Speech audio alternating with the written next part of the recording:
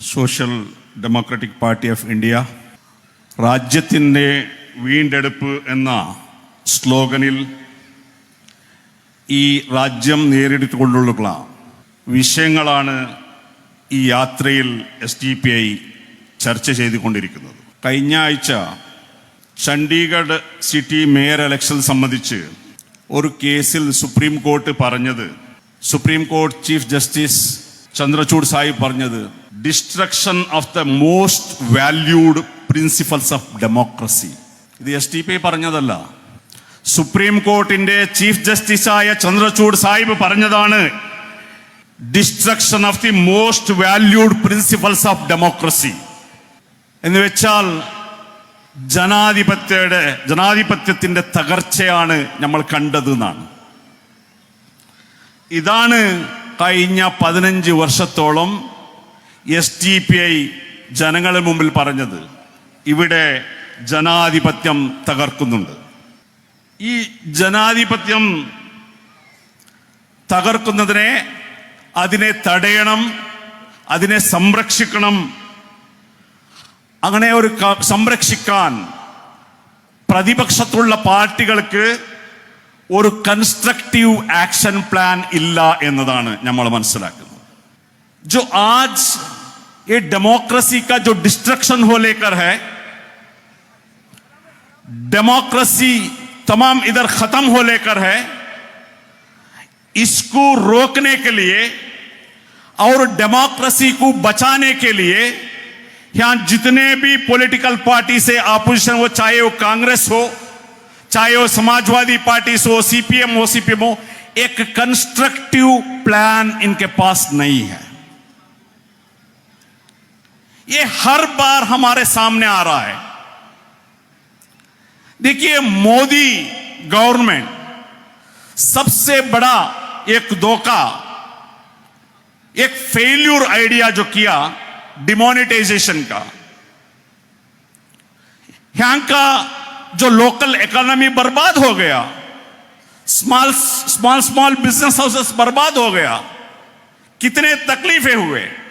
ये जो जितना बड़ा हादसा इस देश में होने में कोई एक पॉलिटिकल पार्टी से, अपोजिशन पॉलिटिकल पार्टीज एक बहुत बड़ा मुद्दा उठाकर जो देश भर में एहतजाज करना था, देश भर में बीजेपी का खिलाफ एक मूवमेंट खड़ा करना था, इसमें अपोजिशन पार्टीज फेल्यूर हो गया. കഴിഞ്ഞ 10 വർഷങ്ങളിൽ ഇന്ത്യ ഭരിക്കുന്ന Modi government destruction of principal of democracy എന്ന് വെച്ചാൽ ജനാധിപത്യം തകർക്കുന്ന ഒരു മെയിൻ അക്യൂസ്ഡ് ആണെങ്കിൽ, ഒരു പ്രതിയാണെങ്കിൽ, കോൺഗ്രസും സമാജ്വാദിയും CPIയും CPM എന്ന പ്രതിപക്ഷങ്ങൾ ഈ ഡിസ്ട്രക്ഷനിൽ തുല്യ പങ്കാളികളാണ് എന്ന് നമ്മൾ മനസ്സിലാക്കണം. എന്താണ് മോദി ഗവൺമെന്റ് 2014 ഇവിടെ ഭരിക്കാൻ ആരംഭിച്ചപ്പോൾ പറഞ്ഞത്, अच्छे दिन आने वाला है, सबका साथ सबका विश्वास, हम विश्वगुरु बनेंगे. क्या बोला? विश्वगुरु बनेंगे, हमारा इकोनॉमी बहुत स्ट्रांग है. പക്ഷേ ഈ 10 വർഷത്തിൽ ഇന്ത്യൻ ജനതയ്ക്ക് നഷ്ടപ്പെട്ടത് എന്താണെന്ന് നമ്മൾ അറിയേണ്ടതുണ്ട്. इस 10 साल में इस देश को जितना नुकसान हुआ, कैसा डेमोक्रेसी और इंडिया पीछे चला गया, इसको एक इवैल्यूएशन करने का जरूरत है. बीजेपी को वोट देने वालों, बीजेपी का अंधभक्तों, आपका सामने मैं कहना चाहता हूं, एक इवैल्यूएशन करना है. 2014 के बाद 10 साल में इस देश कैसा बर्बाद हो गया.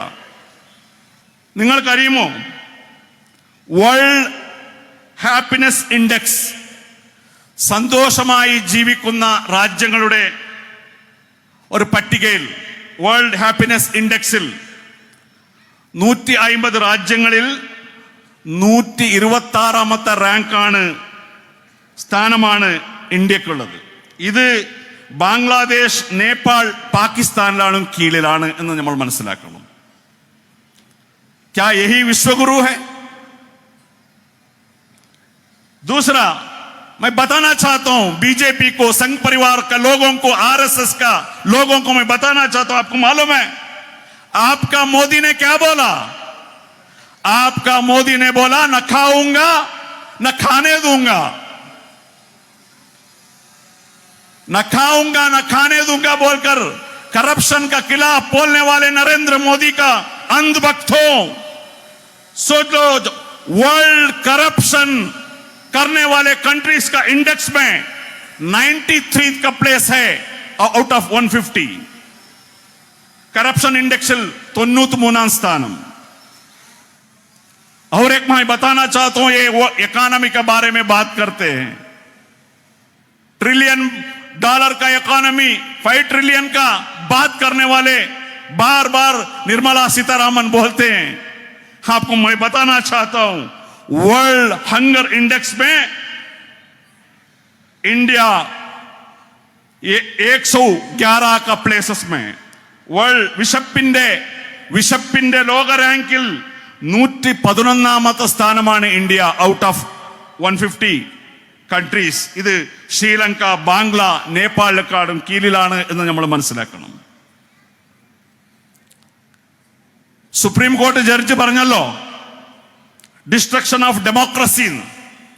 അത് ഇലക്ഷനിൽ എങ്ങനെയാണ് അവര് ഇലക്ഷൻ കമ്മീഷനെയോ ഓഫീസേഴ്സിനെ മിസ്യൂസ് ചെയ്യുന്നത്? World election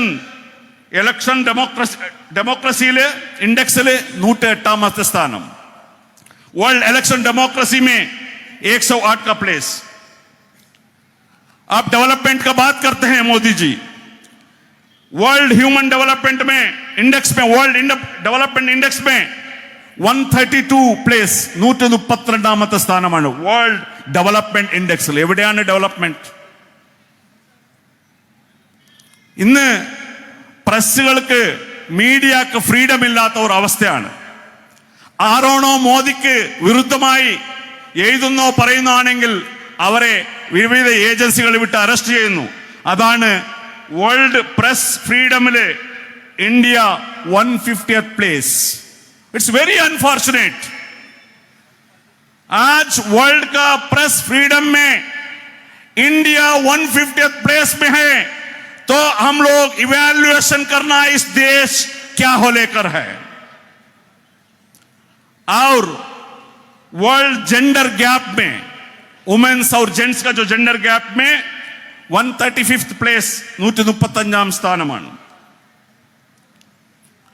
global living standard index, मेरा मीडिया लोग, आज ये सब्जेक्ट चर्चा होना है. आज इस देश का 140 करोड़ लोगों का असल इश्यू क्या है, असल मुद्दा क्या है, ये चर्चा होना है. मगर अफसोस इस बात की है, हमारे मीडिया, गोदी मीडिया, आज मीडिया मोदी को वाह करने का, राम मंदिर जैसा इश्यू को, कम्युनल इश्यू को, पोलराइजेशन को दिन भर दिखाने का, ऐसा एक मीडिया आज चर्चा करना है. मैंने बताया वर्ल्ड प्रेस फ्रीडम में 150th प्लेस में, वर्ल्ड डेमोक्रेसी इंडेक्स में 93 प्लेस, ലോക ജനാധിപത്യ ഇൻഡെക്സിൽ 93ാമത്തെ സ്ഥാനമാണ്. ഇന്നൊരു വിഷയം, സമാധാനമായി ജീവിക്കുന്ന രാജ്യങ്ങളുടെ കൂട്ടത്തിൽ വേൾഡ് പീസ്ഫുൾ സൊസൈറ്റി, അതിൽ 126ാമത്തെ റാങ്കാണ്. സമാധാനമായി ജീവിക്കുന്ന രാജ്യങ്ങളുടെ കൂട്ടത്തിൽ 126ാമത്തെ സ്ഥാനം. ഇതാണ് കഴിഞ്ഞ 15 വർഷത്തിൽ SDPI ഈ ദേശത്തിനുടനീളം, ഈ രാജ്യത്തിന്റെ ഉടനീളം പറഞ്ഞു വരുന്നത്, ഡെമോക്രസി തകർക്കപ്പെടുന്നുണ്ട്, ഡെമോക്രസി തകർക്കപ്പെടുന്നുണ്ട്. കേരളത്തിൽ ഇവിടെ ഒരു മുസ്ലിം ലീഗ് ഉണ്ടോന്നോ CPI ഉണ്ടോന്നോ നിങ്ങൾ പറഞ്ഞാൽ, ഉത്തരേന്ത്യയിൽ ആരാണ് ഉള്ളത്? ഉത്തരേന്ത്യയിൽ ജനങ്ങൾ നേരിടുന്ന പ്രശ്നം അത് കർണാടക ആവട്ടെ, ഗുജറാത്തിലാവട്ടെ, UP-യിലാവട്ടെ, പശ്ചിമ ബംഗാളാവട്ടെ, ബീഹാറിലാവട്ടെ, ഈ പ്രശ്നങ്ങളെ നേരിടുന്നതും ഇതിനെ പ്രതിഷേധം ചെയ്യുന്നതും ഇതിന് ചോദ്യം ചെയ്യുന്നത് social democratic party of India ആണെന്ന് മനസ്സിലാക്കണം. നിങ്ങൾ ഇവിടെ മുസ്ലിം ലീഗ് ഉണ്ട്, CPI ഉണ്ടെന്ന് സമാധാനപ്പെടാനല്ല. നിങ്ങൾ സപ്പോർട്ട് ചെയ്യേണ്ടത് social democratic party of India ആണ്. ഇന്ത്യ ഉടനീളം ഈ ഫാസിസ്റ്റുകളെ എതിർക്കുന്നുള്ളത് സോഷ്യൽ ഡെമോക്രാറ്റിക് പാർട്ടി ഓഫ് ഇന്ത്യയുമായി. അന്നദാതന്മാരായ കർഷകർ നേരിടുന്ന പ്രശ്നങ്ങളെ പരിഹരിക്കാൻ തയ്യാറില്ലാത്ത മോദി ഗവൺമെന്റ് അവരുടെ മേലെ ടിയർ ഗ്യാസ് വിടുന്നു. അവർ വരുന്ന വഴികളിൽ ആണിയടിക്കുന്നു. കഴിഞ്ഞ കർഷക വിരുദ്ധ നിയമങ്ങളെ പിൻവലിക്കണമെന്ന് പ്രതിഷേധം ചെയ്ത സമയത്തിൽ 700 കർഷകന്മാരാണ് രക്തസാക്ഷികളായത് എന്ന് നാം മറക്കരുത്.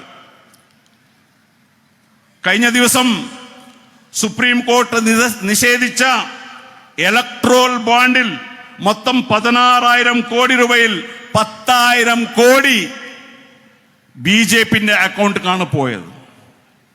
എന്തുകൊണ്ട് BJP ലീഡേഴ്സിനെ ED ചോദ്യം ചെയ്യുന്നില്ല? എന്തുകൊണ്ട് NIA റെയ്ഡ് ചെയ്യുന്നില്ല? എന്തുകൊണ്ട് CBI റെയ്ഡ് ചെയ്യുന്നില്ല?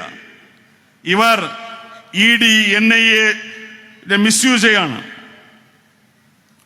ആം ആദ്മി പാർട്ടിയുടെ ഡൽഹി ഉപമുഖ്യമന്ത്രി മനീഷ് സിസോഡിയ ഒരു ED കേസിൽ 3 വർഷമായി ജയിലിൽ. മനസ്സിലാക്കണം.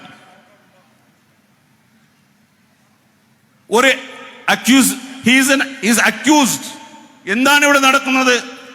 ഇവിടെ UAPA ഇങ്ങനത്തെ ഒരു കരി നിയമങ്ങളിൽ വെച്ച് ചോദ്യമില്ലാതെ, വിചാരണയില്ലാതെ 3 വർഷം 4 വർഷം ഒരു സ്റ്റേറ്റുടെ, ഒരു പാർട്ടിയുടെ ഭരിക്കുന്ന ആം ആദ്മി പാർട്ടിയുടെ ഡെപ്യൂട്ടി CM ആണ് മനീഷ് സിസോഡിയനെ 3 വർഷത്തിൽ ജയിലിൽ വെച്ചിട്ടുള്ളത്. അതുപോലെ ജാർഖണ്ഡിലെ ഹേമന്ത് സോറൻ ED ഒരു കേസിൽ നിന്ന് കുടുക്കി ജയിലിലിട്ടിട്ടുണ്ട്. നിങ്ങൾക്കറിയുമോ? സത്യപാൽ മലിക്, എക്സ് ഗവർണർ ഓഫ് കശ്മീർ, പുൽവാമനെ പറ്റി ചോദ്യം ചെയ്തതിന്, പുൽവാമ അറ്റാക്കായി 5 വർഷമായി 40 നമ്മളുടെ ആർമി പേഴ്സണൽ ഈ രാജ്യത്തിന് വേണ്ടി രക്തസാക്ഷിയായി. അതിൽ 6 അക്യൂസ്ഡ്. ഒരു അതിന്റെ എൻക്വയറിയും ഇൻവെസ്റ്റിഗേഷനും പൂർത്തിയാവുന്നില്ല. 6 ഇതിൽ പ്രതികൾ എന്ന് പറയുന്നില്ല. ഇതാണ് 5 വർഷത്തിൽ നടന്നിട്ടുള്ളത്. ഇതിനിടയ്ക്ക് നമ്മൾ മനസ്സിലാക്കി, BJP-ക്ക് ഡൊണേഷൻ കൊടുക്കാത്ത ഒരു 30 കമ്പനികൾ നമ്മൾ ED റെയ്ഡ് ചെയ്തു. അതിന്റെ ശേഷമാണ് മനസ്സിലായത്, ഈ റെയ്ഡ് ചെയ്തതിന് ശേഷം ആ കമ്പനികൾ BJP-ക്ക് 335 കോടി അവർ ഡൊണേഷൻ കൊടുത്തു. ഇനി ഒരു പൊളിറ്റിക്സ് ലോക്സഭാ ഇലക്ഷന് മുമ്പിൽ വെച്ച്, लोकसभा इलेक्शन को सामने रख के 10 साल हुकूमत के बाद बीजेपी को इस देश का अवाम के सामने रखने के लिए कुछ एजेंडा नहीं है, कुछ डेवलपमेंट नहीं है. उसीलिए राम मंदिर का इनॉग्रेशन ये लोग बनाया, पॉलिटिकल बनाया.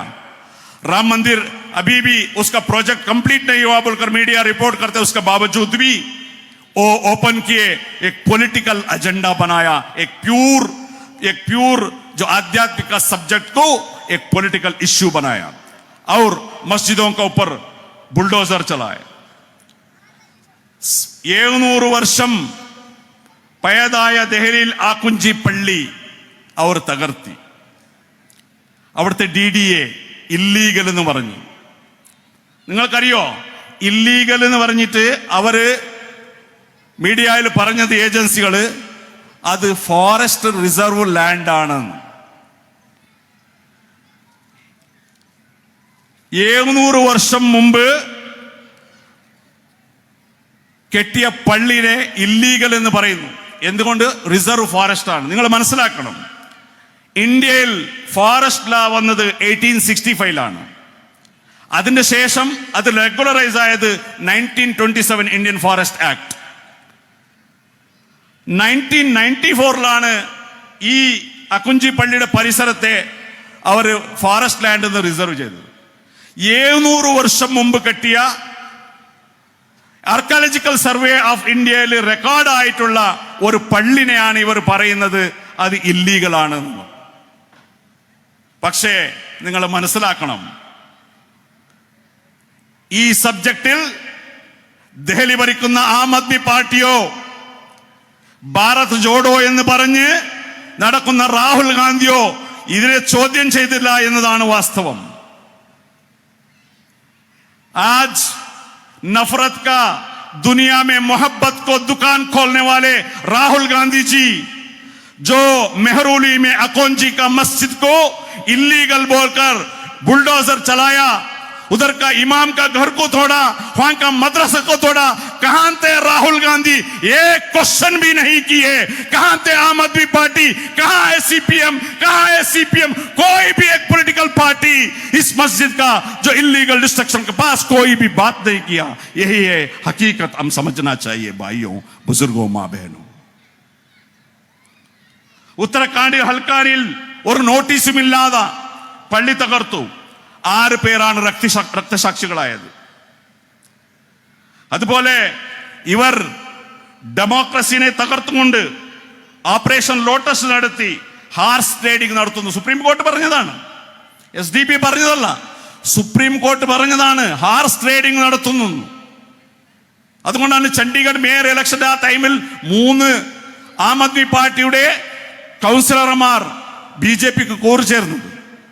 അപ്പോഴാണ് സുപ്രീം കോർട്ട് പറയുന്നത് ഇവിടെ ഹാർസ് ട്രേഡിംഗ് നടക്കുന്നു. ഇത് പുതിയതല്ല. അരുണാചൽ പ്രദേശിൽ കോൺഗ്രസ് ഗവൺമെന്റ് ഉണ്ടായിരുന്നു, അവിടുന്ന് ഗോവയിൽ കോൺഗ്രസ് ഗവൺമെന്റ് ആയി, അതിനുശേഷം BJP ആയി. മണിപ്പൂരിൽ, പുതുച്ചേരിയിൽ, മധ്യപ്രദേശിൽ 2017 ഫുൾ മെജോറിറ്റി കോൺഗ്രസ് വന്നു. പക്ഷെ 28 MLA-കൾ BJPക്ക് ചേർന്നത് കൊണ്ടാണ് ഇന്ന് അവിടെ BJP വന്നത്. കർണാടകയിൽ കഴിഞ്ഞ തെരഞ്ഞെടുപ്പിൽ അറിയാം നിങ്ങൾക്ക്, 2018 ഫുൾ മെജോറിറ്റി കോൺഗ്രസ് JDS ഭരിച്ചു. പക്ഷെ 17 MLA-മാർ, സെക്യുലർ MLA-മാർ BJPക്ക് സേലായത് കൊണ്ടാണ് അവിടെ കഴിഞ്ഞ BJP ഭരിച്ചത്. അതുപോലെ ടാക്സിൽ CGST-ൽ എന്താണ് ചെയ്യുന്നത് ഞാൻ അത് സുദീർഘമായി പറയുന്നില്ല, നിങ്ങൾക്കെല്ലാവരും അറിയുന്നതാണ്. BJP ഗവൺമെന്റ് അല്ലാത്ത സംസ്ഥാനങ്ങൾക്ക് നീതി നിഷേധിക്കപ്പെടുന്നുണ്ട്. 21-22 സൗത്ത് ഇന്ത്യയിലെ 5 സ്റ്റേറ്റ്സിന് 86,000 കോടി കൊടുത്താൽ ബീഹാറിന് മാത്രം 91,000 കോടി കൊടുത്താണ്. ഇതാണ് ഒരു ഡിഫറൻസ് ആയിട്ട് ചെയ്യുന്നുള്ളത്. ഞാൻ സുദീർഘിപ്പിക്കുന്നില്ല. जो ये हालात है इस देश का, डेमोक्रेसी इधर डिस्ट्रक्शन हो रहा है, इधर गवर्नमेंट एजेंसीज को मिसयूज कर लेकर है, इलेक्शन कमीशन को इधर मिसयूज कर लेकर है, डेमोक्रेसी का हर पिलर को मिसयूज कर लेकर है. तो इसमें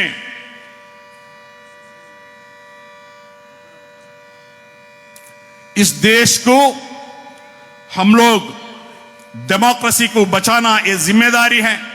इस जिम्मेदारी का एहसास दिलाने के लिए हम पूरा मुल्क में SDP अपना जद्दोजहद कर ले करें.